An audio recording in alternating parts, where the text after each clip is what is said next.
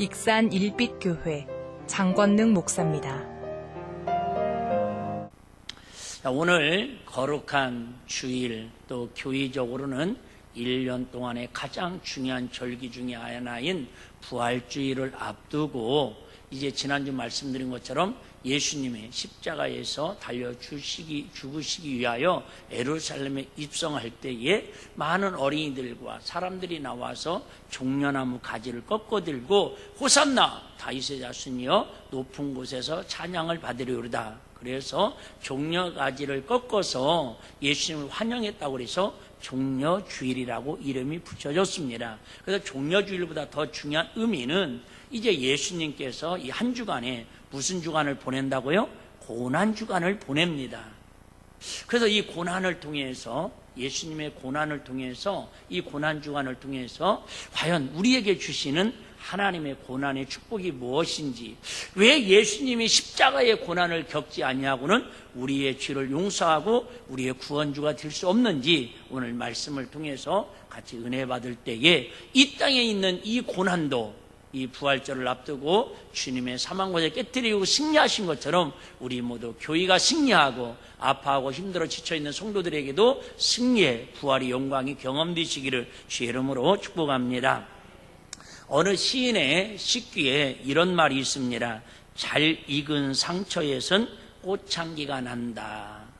한번 따라 할 거예요. 감성정을 담아서. 잘 익은 상처에선 꽃향기가 난다. 시작. 상처는 아픈 것이지만 상처를 잘 다루면 꽃처럼 아름다워진다라는 뜻입니다. 누구나 다 고난은 아파해요.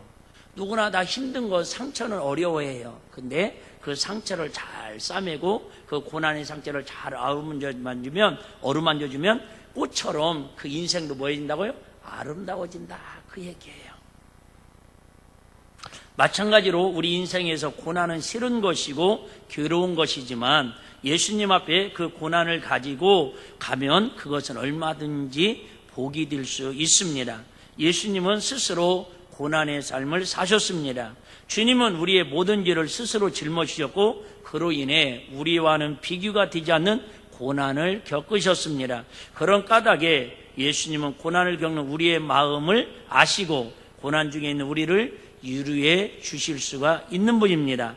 우리의 당하는 고난을 꽃처럼 아름답게 하셔서 우리의 삶이 복음의 향기를 발하게 하십니다. 교회는 고난받는 사람들이 모이는 곳이요, 상처받은 사람들이 모이는 곳이 교회인 줄로 믿습니다. 그런데 어떤 분들은 마치 교회가 고난이 없는 사람들만 모이는 것처럼 고난을 외면하면 교회나 성도는 오히려 큰 병이 생길 수밖에 없습니다. 교회의 진정한 기능을 상실합니다. 교회는 고난을 겪는 사람들이 모이고 고난을 겪는 사람들을 서로 위로하고 격려하고 치료하는 곳입니다. 그러므로 교회 안에는 상처 없는 사람은 한 사람도 없습니다. 오늘 이 자리에 고난이 없고 문제가 없고 아픔이 없고 슬픔이 없고 상처가 없는 사람은 여러분 예배 안 드리고 가셔도 됩니다. 이 땅에 있는 모든 사람들은 다 나름대로 아픔과 고난과 상처가 있습니다. 그러므로 고난을 통해 받은 상처를 치유하는 곳이 교회요, 곧 영혼의 병원입니다. 왜냐하면 교회는 영혼의 의사이신 예수님의 몸이기 때문입니다. 그리고 고난과 상처는 아프기만 하는 것이 아닙니다. 고난 중에 바라는 꽃향기에는 다른 사람을 위로하고 격려하고 치유하는 신비한 능력이 있습니다. 우리 예수님께서 이 땅에 오신 목적은 십자가에 피 흘려 죽으시는 고난을 겪으러 오셨어요. 그런데 그 고난을 겪지 아니하고는 우리 인간들의 죄를 용서할 수 없고 저주와 사망에서 우리를 구원할 수 없기는 그 신비한 능력, 신비한 비밀을 아셨기에 예수님은 그 십자가에서 고난당하시고 죽으실 수밖에 없었다 그 말입니다. 말로만 내가 너희의 죄를 사하노라, 너희 아픔을 내가 치유하노라 이랬다면 그 예수님과 우리하고는 공감이 되지 않았을 거다 그 말이죠. 예수님의 고난의 보혈에는 우리의 죄를 용서하고 구원하는 능력이 있는 것처럼 고난과 상처 속에서 인내하며 주님의 도우심을 경험한 사람은 다른 사람의 마음을 읽는 신비한 능력이 있습니다. 다른 사람의 아픔을 이해하는 힘이 있습니다. 마치 조개가 상처 속에서 영롱한 진주를 만들어내듯이 우리 영혼도 고난 가운데 끝까지 인내할 때 더욱 아름다워지는 것입니다. 그렇습니다. 지금 우리나라도 교회가, 백성들이, 국민들이 다 고난 가운데 빠져 있습니다. 근데 이런 고난을 통해서 하나님의 뜻을 깨닫고 이 고난을 통해서 하나님의 섭리를 알아가는 인내를 깨달아가다 보면 이야, 얼마나 교회가 보배롭고 얼마나 교회가 존귀하다라는 걸 알아갈 거다, 그 말이죠. 시국인 만큼 시국을 얘기하려고는 아니고, 제가 뉴스를 보면서, 신문을 보면서 정말 가슴 아픈 게 있어요. 그 중에 하나가 뭐냐면, 이런 어떤 위험 때문에 교회들이 예배를 드리는 걸 방해하기 위해서 주민들이 나와가지고 막 우리 예배 드리지 말으라 하고, 당신들 때문에 우리 불안해서 못 살겠다고 그렇게 피켓 들고 교회 앞에서 데모하는 그런 모습들이 방송에도 나오고 신문에도 기사화되고 있습니다. 참 그런 기사를 보면서 야, 한국교회가 참 정말 세상의 빛과 소금의 역할을 감당하지 못하는 것 때문에 마음이 아픕니다. 저는 이런 한국교회가 됐으면 좋겠습니다. 시국이 이러니까 우리 교회 예배 안 드립니다. 온라인 예배 드립니다. 교회를 오지 마십시오. 그럴 때에 동네 사람들이 나와가지고 목사님 어디 계십니까? 세상에 교회가 예배를 안 드리다니 이게 말이 되는 겁니까? 우리는 하나님이 어떤 분인지를 모릅니다. 우리는 예수님이 어떤 분인지를 모릅니다. 그렇지만 하나님이 계시다라는 건 막연하게 우리는 존재는 알고 있습니다. 그런데 이 어려운 시국에 교회가 예배드리지 않고 하나님과 통하는 성도들이 하나님 앞에 기도해서 이 어려움을 해결해 달라고 우리 대신 기도하고 예배드려야지, 왜 교회가 문을 쳐닫고 예배를 안 드립니까? 이렇게 데모하는 날이 오면 얼마나 좋을까? 여러분, 그게 맞지 않을까요? 제 말이 억지입니까? 조금 흥분했으니까 한마디 더 하겠습니다.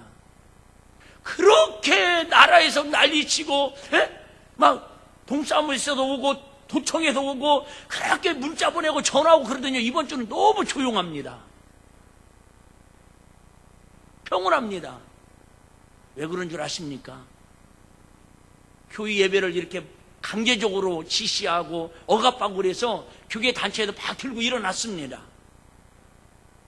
지난주에 경기도에서만 해도 14,000개 교회를 전부 직원들을 다 공무원들을 보내가지고 다 점검했습니다. 근데 뉴스에 나왔는데, 신문에 나왔는데 그런 건 보도도 안 되더라고요. 그거 아세요? 14,000개 교회 중에서 42개 교회만 약간 그들이 지시하는 행정에 약간 미비하고요, 14,000개 교회는 99.9%는요 교회들이 다 그들이 원하는 점검사항을 잘 지키고 있다라는 거예요. 할렐루야. 그러니까 우리도 지난주 와가지고 다 사진 찍어갔지 않습니까? 저도 사진 찍혔고. 너무너무 규칙을 잘 지키고 있는 거예요. 그러니까 도지사가 사과했습니다. 내가 오해했다고. 신천지나 이단들하고 다르게 기성교회는 이렇게 나라의 정부의 지침에 잘 지키고 준수하고 있는데 똑같이 그들과 우리를 취급해서 미안하다고. 이제 목사님들 교회를 믿으니까 자율적으로 예배를 드릴 때 규범을 지켜서 사회적 거리를 지켜서 지혜롭게 자발적으로 지켜주시기를 바랍니다. 권고사항으로 내려왔다네요. 여러분, 처음부터 제가 주장한 게 이 얘기 아닙니까? 아예 교회를 문 닫게 하려고 하지 말고, 억압하려고 하지 말고 지혜를 구하라는 거죠. 여러분, 분명한 이런 고난을 통해서 하나님이 우리에게 주시는 뜻과 하나님 예비하신 복이 있는 줄로 믿습니다. 결론 먼저 말씀드리면, 이게 내년 이맘때 되면 올해 한국교회 연합의 가장 핵심은 부활절 연합예배입니다. 근데 부활절 연합예배 못 드립니다.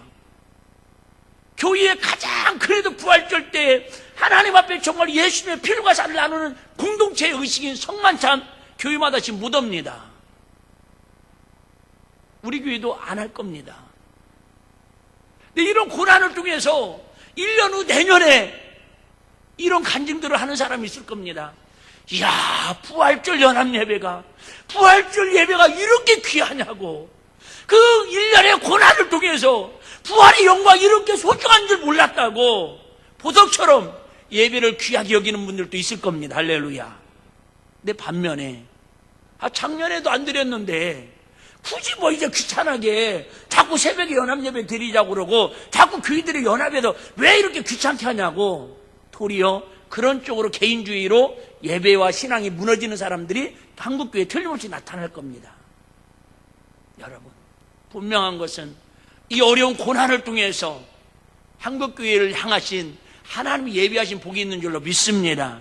예수님의 십자가의 고난을 겪지 아니었으면 우리에게 인류의 구원의 기쁜 소식이 이루어질 수 없었던 것처럼 고난을 잘 극복하고 고난을 통해서 하나님 뜻을 깨달으면 이 고난을 통해서 진주처럼 그 조개 속에서 아프고 상처나고 아프고 아파서 영원한 진주의 보석이 되듯이 이런 아픔을 통해서 개인적으로든 가정적으로든 교회적으로든 나라적으로든 하나님의 뜻을 잘 깨닫고 주님의 뜻이 무엇인지를 발견하고 하나님 앞에 무릎 꿇고 나가면 한국교회와 저와 여러분의 신앙은 영롱한 이 어두운 시대에 보석처럼 빛나는 아름다운 신앙으로 우뚝 세워질 줄로 믿습니다.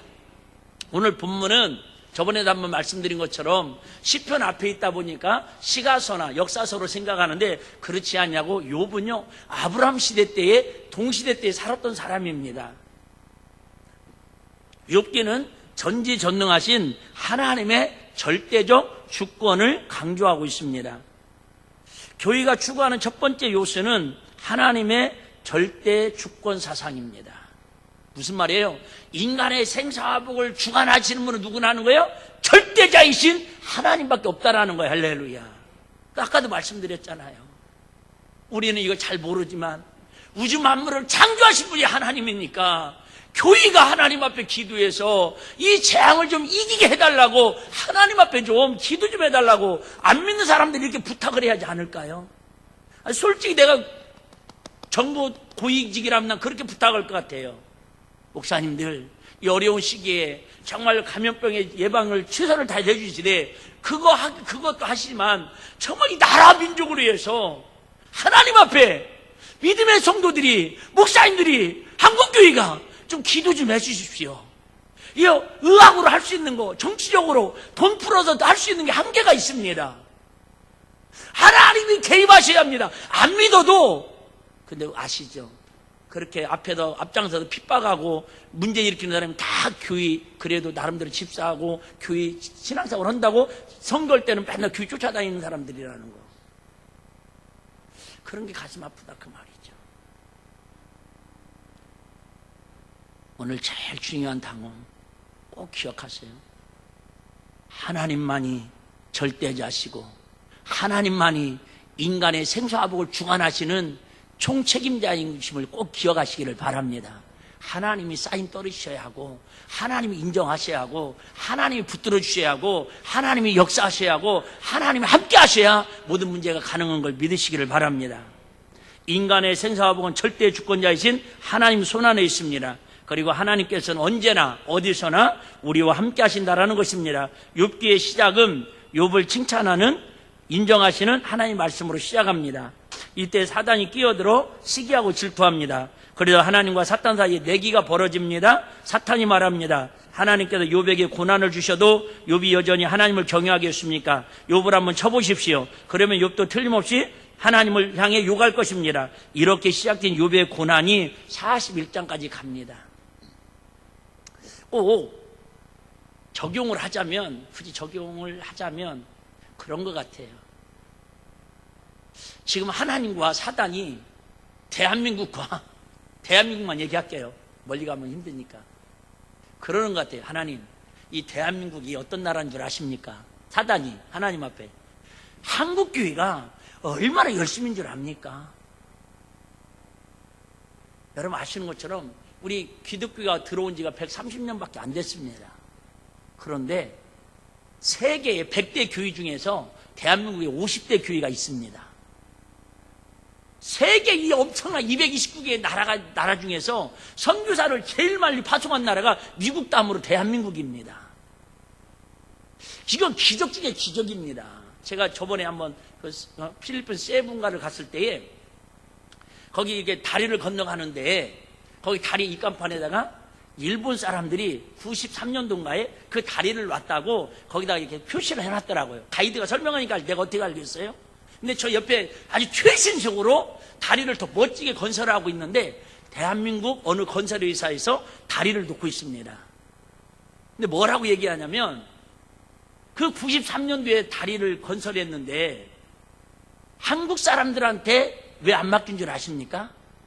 그때만 해도 삼풍백화점이 무너졌을 때라는 거예요.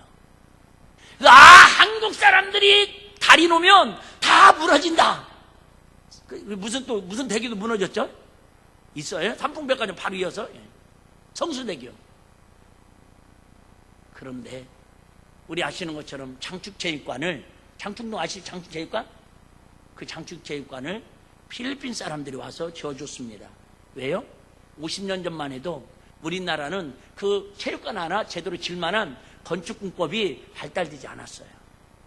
근데 지금은 50여 년 만에 전 세계에 가장 위대한 빌딩들, 좋은 빌딩들을 건축을 대한민국 건설회사들이 거의 대부분 다 수주해가지고 짓고 있습니다. 하나님이 마귀한테 자랑하는 것 같아요. 야, 마귀야, 봐라. 대한민국이 얼마나 이렇게 새벽 예배 열심히 하고, 얼마나 선교를 열심히 하고, 얼마나 교회들이 열심히 했는지 세계 100대 교회 중에도 50개가 그 조그마한 땅덩어리에 다 들어있다고. 그랬더니 마귀가, 아이고 하나님, 대한민국이 어떤 나라입니까? 옛날에 이디오피아보다 더 못 살던 나라입니다. 필리핀보다도 못 살아도 필리핀한테 장충체육관을 지원받아고 지었던 나라입니다. 근데 하나님 은혜 주시고 복 주셔가지고 이제는 세계 경제되고 11, 2등에 들어가 있습니다. 선교를 세계 두 번째로 많이 합니다. 이렇게 하나님 복 주시니까 교회가 번창하니까 하나님 섬기는 것이죠. 아이고 저들 한번 팍 하나님 때려 부셔봐요. 다 도망갈 거려. 알고가 직장에 다 빠져나갈 거려. 그러니까 하나님이 꼭 욥식으로 뭐라고 해요? 그럼 네가 한번 해봐라. 네가 한번 건드려봐라. 그래서 어쨌든 전염병으로 인해서 한국교회를 확 한번 쳐봤어요. 지금 쳤더니 아닌 게 아니라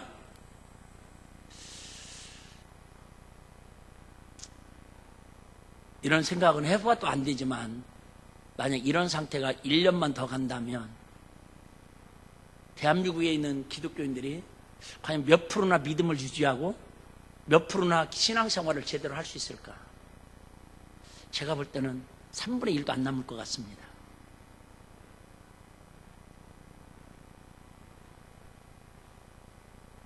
지금 욥은 하나님하고 마귀하고 사이에서 지금 하나님과 마귀의 내기에 욥이 걸려들었습니다. 내용은 아시겠죠? 그래서 결국은 욥이 엄청난 어려움을 겪습니다.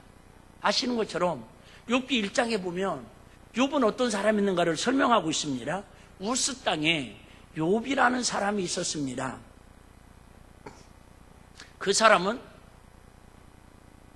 온전하고 순전하고 정직하여 하나님을 경외하며 악에서 뭐한 사람이라고요? 떠난 사람이라는 거예요. 이렇게 믿음 좋은, 이렇게 신앙생활 잘하는 사람이 왜 이 엄청난 고난을 겪게 되었냐 그 말이 있죠. 어떤 분들이죠. 아니 우리가 뭘 잘못했다고. 진짜 악한 저 김일성이도 있고 북한도 있고 김정은도 있고 저 나쁜 사람들이 얼마나 오는데 왜 대한민국을 이렇게 선교 열심히 하고 이렇게 예수 잘 믿으려고 애쓰는 나라를 왜 이렇게 힘들게 하냐고 그렇게 원망하고 불평할 수도 있을 수 있습니다. 어떻게 보면 이 믿음 좋은 욥이 고난을 겪는지 솔직히 우리 머리로는 이해가 되지 않습니다. 단순히 욥이 하나님과 사탄이 내게 희생양이 된 것입니까? 그렇다면 욥의 고난이 너무 무의미하고 가혹합니다. 또 하나님께서는 믿음의 사람을 이렇게 당신의 옳음을 주장하기 위한 도구로 삼으시고 무지막지한 고난을 겪게 하시는 비정한 하나님이란, 내가 어떤 분이라는 걸 알기 위해서 욥을 이렇게 힘들게 한다면 하나님 너무 비정한 분 아니냐 그 말이죠. 뭔가 이 고난을 통해서 하나님 뜻을 깨닫는 오늘 본문에 은혜가 있기를 주의 이름으로 축복합니다. 욥은 어떤 사람이었어요? 3절에 보면 욥은요 그 많은 재산을 한순간에 몽딱 잃어버렸습니다. 그는 동방의 부자, 말 그대로 아시아의 갑부였다라는 거예요. 아시아의 갑부. 익산의 부자만 해도 대단한데 동방의 부자였다라는 거예요. 소가 7,000마리나, 아니 양이 7,000마리고요. 약대가 3,000이고요. 소가 500결이고 암나귀가 500이고 수많은 종을 거드렸습니다. 근데 하루아침에 그 재벌이 싹 재산을 잃어버려서 알거지가 되었습니다. 두 번째는 아들 7과 딸 3이 있었는데 부모가 죽어도 차라리 안 되지만 세상에 자식을 죽으면 가슴에 묻는다고 하는 것처럼 그 많은 열의 아들이 딸 3, 아들 7이 하루아침에 다 죽어서 가정이 풍지박산 납니다. 아내도 당신이 믿었던 하나님은 잘못 믿은 하나님이라고, 그 하나님은 절대 살아계신 하나님이 아니라고, 차라리 원망하고 하나님을 저주하고 우리 같이 죽어버리자고 아내로부터도 배신을 당하고 버림을 당합니다. 그나마 돈 잃고 자식 잃고 아내 잃고 알거지가 되더라도 뭐는 남아 있어야 하는데 건강은 남아 있어야 하는데 아시는 것처럼 건강까지도 막 옥창이 생겨도 피부병이 생겨가지고 기와장을 가지고 등짝을 탁탁 긁고 있습니다. 그럴 때 얼마나 등장에서 고름이 나오는지 개가 와가지고 고름을 핥아먹어도 대응할 힘이 없을 정도로 이보다 더 처절한 고난의 인생의 역경은 없을 정도로 마지막 그래도 그동안 잘 살았는지 친구들 셋이 생명처럼 아끼는 친구들이 있는데 이 친구들도 처음에는 위로해주고 격려해주더니 야 친구야 아무리 생각해봐도 네가 그럴 만한 이유가 있고 죄가 있으니까 하나님이 이렇게 너를 힘들게 하지 죄 없이 네가 그럴 만한 이유 없이 하나님 그러시겠냐고 또 옆에 와서 친구들이 하나님을 원망하라고 그러고 비아냥시켜 너 예수 믿는 거 너 신앙생활하는 거 잘못됐다 그렇게 정죄하고 옆에서 수군거립니다. 한순간에 재산도 가족도 아내도 건강도 친구도 다 잃어버린 게 욥의 고난의 인생이었습니다. 우리는 고난을 이야기할 때에 욥을 가장 많이 이야기를 합니다.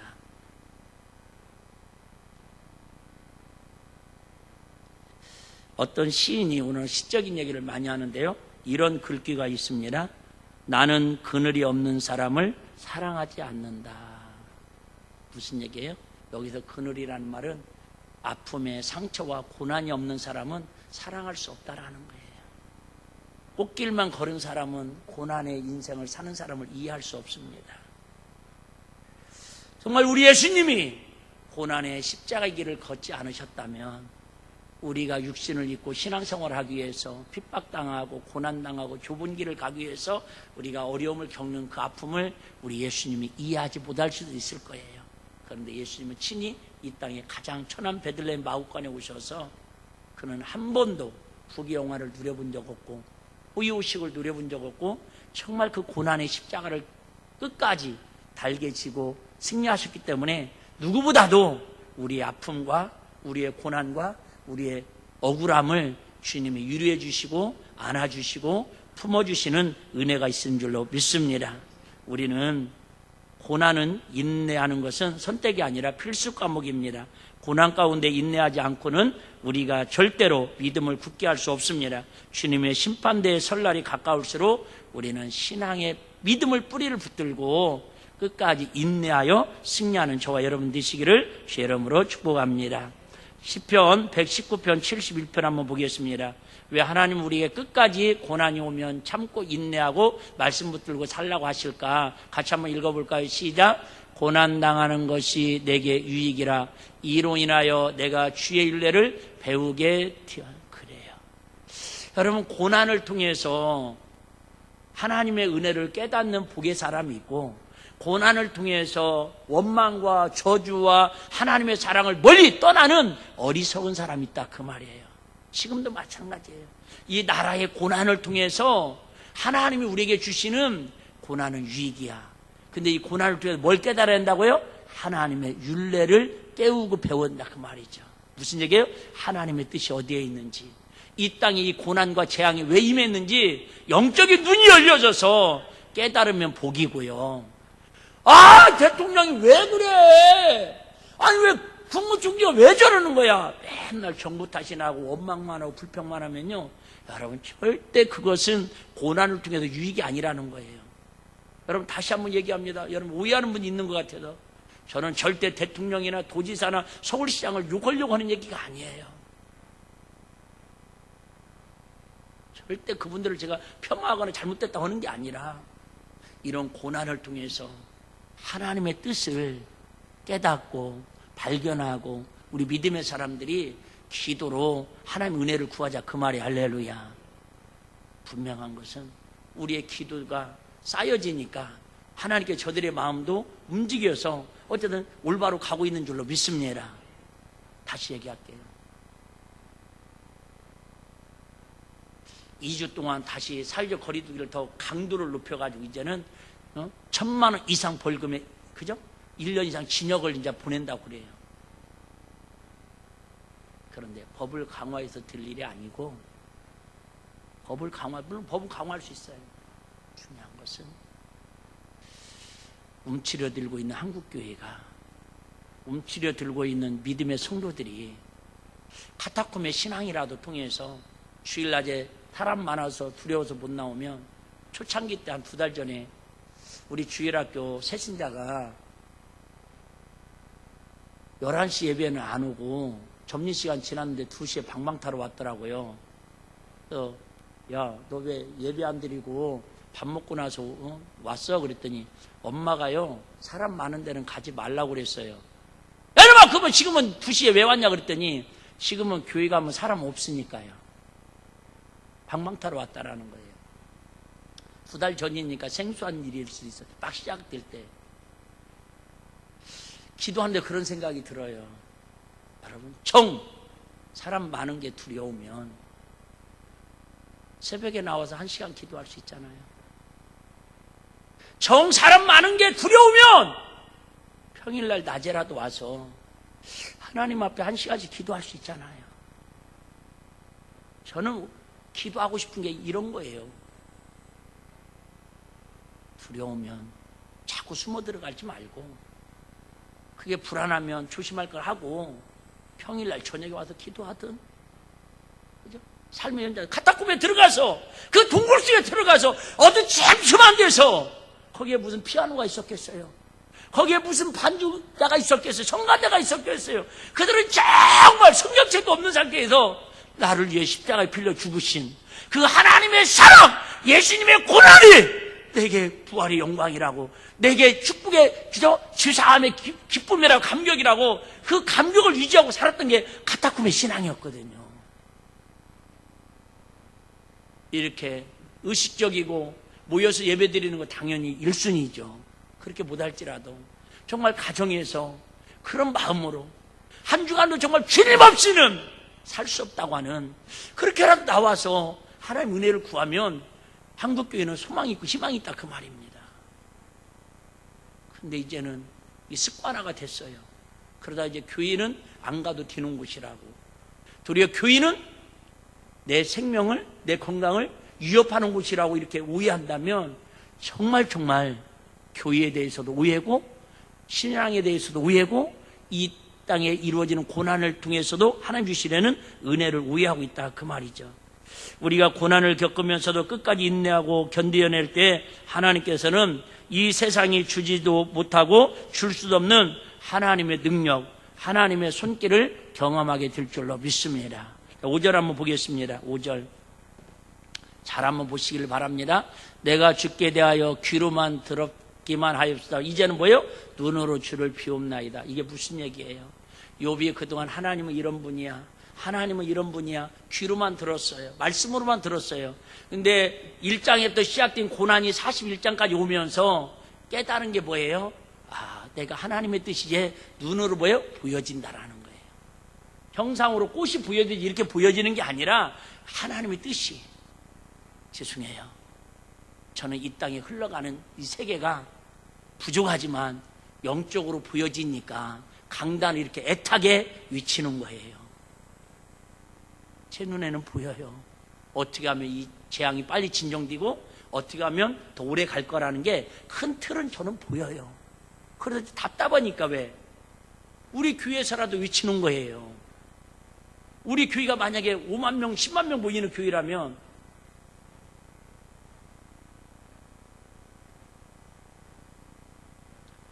좀 더 영향력 있게 강하게 얘기할 수 있겠지요. 우리가 고난 가운데 인내할 때 하나님을 눈으로 보는 축복을 왜 꼭 인내할 때 보여주십니까? 2절에 보면, 2절에 보시면 주께서는 무수 불능하시오며 무슨 경영이든지 못 이루실 것이 뭐요? 없는 줄 아오니. 아오니라는 뜻은 제가 몇 번 말씀드렸는데 히브리어로는 야다, 헬라어로는 기네스코라는 뜻인데 이건 그냥 귀로 듣고 아는 게 아니라 체험해서 안다라는 거예요. 다 4월 20일 날이가 장애인 날이에요. 그런데 어떤 그 봉사단체에서 그런 훈련을 뭐랄까요, 한 번씩 시험을 하지요. 얼마나 눈이 안 보이는 분들이 불편한가, 이 얘기를 들어도 그 불편함을 제대로 알아요, 몰라요? 몰라요.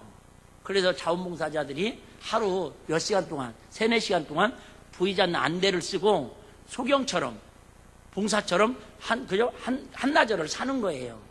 여러분, 내가 알아서 불편을 아는 거하고 그렇게 실제로 경험해서 아는 거하고는 여러분 하늘과 땅 차이입니다. 지금 욥이 뭐라고 고백하냐면, 내가 그전에는 하나님은 복의 사람이고 하나님은 은혜의 사람이고 하나님 절대 주권자는 귀로는 알았는데 하나님이 어떤 분인가를 체험을 못했다, 그 말이에요. 근데 이 고난을 통해서 하나님 깨닫고 나니까, 와! 하나님이 이런 분이시구나, 가슴으로 느껴지는 은혜가 있더라, 그 말이죠. 할렐루야. 자, 시간 없으니까요. 시편 34편 18절에 20절. 자, 제가 빨리 한번 읽어드리겠습니다. 여호와는 마음이 상한 자에게 어떻게 하시고요? 가까이 하시고. 그래요. 아까도 말씀드려요. 이렇게 우리가 지금 마음이 상해 있을 때에, 나라가 이렇게 고난이 있을 때에, 여러분 하나님 앞에 기도하면 하나님 얼마나 가까이 계시겠어요. 할렐루야. 근데 하나님 앞에 마음이 상하면 하나님께 가까이 가야 하는데 도리어 멀어지니까 문제다, 그 말이에요. 여호와는 마음이 상한 자에게 가까이 하시고 중심에 통하는, 회개하고 자복하는 자를 구원하시는도다. 의인의 고난은 많으나 여호와께서 그 모든 고난에서 결국은 뭐 하신다고요? 건져주신대. 할렐루야. 예수님의 십자가 지죠, 그걸로 끝났다면 기독교는 불행한 종교예요. 근데 부활하셔서 그걸로 끝난 게 아니라 마가다락방에서 성령 기름들이 부어주시니까, 그동안에는 베드로가 예수님하고 직접 다니면서도 밥을 먹으면서 이적의 현장이 있으면서도 예수님이 어떤 분인가를 눈으로 목격하면서도 눈으로 직접 경험하지를 못하는 거예요. 근데 예수님이 고난당하시고 부활하여 성령을 마가다락에 부어주시니까 그 성령님이 그 가슴에 임하니까, 우와! 예수님을 눈으로 봤다고 고백하는 욥처럼, 하나님이 이런 뜻이구나, 왜 예수님이 고난을 당하셨는지 그 감격을 알으니까 성령 받고 나가서 사거리에 가서 막 예수님이 이런 분이라고 복음을 전거하다가 그들이 순교해도 돌에 맞아 죽어도 그 예수님을 자랑하는 주인공들이 될 수 있더라, 그 말이. 할렐루야. 여러분, 모든 고난에서 결국은 건져주셔야. 할렐루야. 걱정하지 마셔요. 여러분, 정말 평생 끝날 것 같지 않는 여러분 개인적인 아픔이나 고난이 있을지라도 하나님이 고난 가운데 조금만 우는 소리 해도, 그런 거 있잖아요. 애들이 아프면 엄마 아빠가 뭐예요? 더 신경 쓰듯이. 얼마나 하나님 이 나라 이 민족을 안아주시려고 얼마나 지금 믿음의 성도들의 통이 자복하며 회개하며 하나님 앞에 기다리시겠어요. 할렐루야. 하나님 앞에 나오기를 기다린다, 그 말이에요. 자, 20절입니다. 그 모든 뼈를 보호하시며 그 중에 하나도 이 무슨 말씀이에요? 예수님이 십자가 달려 죽으실 때 다른 죄수들은요, 마지막으로 죽었나 산다 확인하기 위해서 다리의 뼈를 확 꺾어야 돼요. 그런데 예수님이 성경을 이루기 위해서 다리뼈를 꺾지 아니하고 오직 예수님에게만 옆구리에 창으로 찔러가지고, 그것도 성경을 이루기 위해서 그냥 피 한 방울 물 한 방울 다 쏟게 하시더라, 그 말입니다. 이처럼 하나님은 저와 여러분을 고난을 통해서 복 주시기로 만세전에 창세전에 약속하신 걸 믿으시기를 바랍니다. 절대 이 땅의 재앙은 대통령의 손에 있는 것도 아니고 국무총리 손에 있는 것, 정치인 손에 있는 게 아니라 바로 저와 여러분들이 욥처럼 하나님 앞에 통회하고 자복하고. 6절 한번 읽어보겠습니다. 이렇게 할 때 하나님은 치유의 역사, 회복의 역사가 일어날 줄로 믿습니다. 그러므로 내가 스스로 하나고 뒷글과 죄 가운데서 뭐하나이다? 회개하나이다. 1절에 뭐라고 했네? 그렇게 순전하고 그렇게 정직하고 그렇게 하나님 앞에 온전한 욥이었는데도 불구하고 1절부터 1장부터 지금 41장까지 오면서 깨달은 게 뭐예요? 아, 내가 귀로만 들었던 하나님, 이제 듣고 보니까 어려운 고난을 두게 보니까 내가 할 건 뭐밖에 없더라? 회개할 게밖에 없더라. 그래서 전심으로 회개하니까 하나님께 아시는 것처럼 갑절의 축복을 더해 주시더라. 그 말입니다. 할렐루야. 그럼 우리가 어떻게 하면 끝까지 인내할 수 있겠습니까? 사실 지금까지 욥은 세 친구와 변론하며 자기는 억울하다고 말했습니다. 나는 죄가 없는데 왜 하나님께서 나를 이렇게 골탕을 먹이시지 못해 죽이려고 하신지 모르겠다고 합니다. 이 공방이 계속되다가 그것을 지켜보니 하나님께서 갑자기 38장에서 등장하십니다. 뭐라고 얘기합니까? 욥에게 내가 땅에 기초를 놓을 때 내가 어디 있었느냐, 내가 바다를 만들 너는 어디에 있었느냐, 저 강에 하마나 악어를 누가 만들었냐고 질문하시면서 욥을 깨우치십니다. 그것이 본문 앞 41장까지 왔습니다. 그리고 갑자기 욥이 오늘 6절처럼 항복합니다. 하나님, 생사하복 무수부재 모든 걸 주관한 분은 하나님이시오니 하나님이 내 인생을 죽여도 하나님의 뜻이요 살아도 하나님의 뜻이오니 하나님 마음대로 하시옵소서. 자기 인생을 전폭적으로 회개하며 하나님께 맡겼더니 그를 하나님이 살려주시고 회복하신 은혜를 경험하게 하신 줄로 믿습니다. 성도에게 고난은 더 밝은 세상으로 이끄는 길이다라는 말이 있습니다. 우리가 고난을 겪을 때는 너무 힘이 들어서 하루라도 빨리 이 고난이 끝나기를 간절히 기도합니다. 그러나 믿음의 사람은 이때가 바로 뭐하는 교회라고요?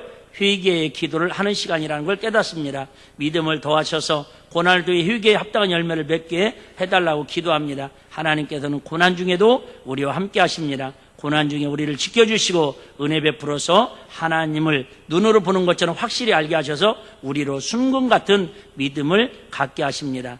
예수님께서 영생은 곧 유일하신 참 하나님과 그의 보내자 예수 그리스도를 아는 것이라고 말씀하신 것처럼 저와 여러분들이 정말 성령 충만함을 유지하면서 이 고난 주간에 하나님, 내 개인의 고난, 교회의 고난, 나라의 고난, 전 세계로 이르는 고난을 하나님 욥처럼 자꾸 원망하고 불평하고 누구 정죄하고 판단하고 자꾸 분란 일으키고 그게 아니라 나의 죄를 주님 앞에 내려놓사오니 내 죄만 주님 앞에 드러내고 회개하고 해결받으면 그 하나님의 의들이 모아져서 의인 열이 있으면 소돔과 고모라를 멸망하지 않으신 것처럼 이 땅에 하나님 앞에 욥처럼 철저히 회개하고 주의 은혜를 구하는 몇 사람이라도 있으면 하나님 그 중심 보시고 이 땅을 치유하시고 이 고난주간을 통해서 정말로 깨끗이 이 땅의 재앙과 가정의 아픔과 사회의 아픔이 회복되고 해결되어서 하나님께 영광 돌리는 거룩한 가정과 우리 성도들과 한국교회가 다시 한번 일어서는 은혜가 있기를 주의 이름으로 축복합니다. 한번 따라하고 바치겠습니다. 성도는 고난 가운데서도 끝까지 인내해야 합니다. 그래요. 조금만 참고 기다리셔요. 여러분 절대 부정적인 얘기 하지 마시고 자꾸 원망 불평하지 마시고 하나님이 고난을 통해서 나에게 주시는 유익이 있는 줄로 믿습니다.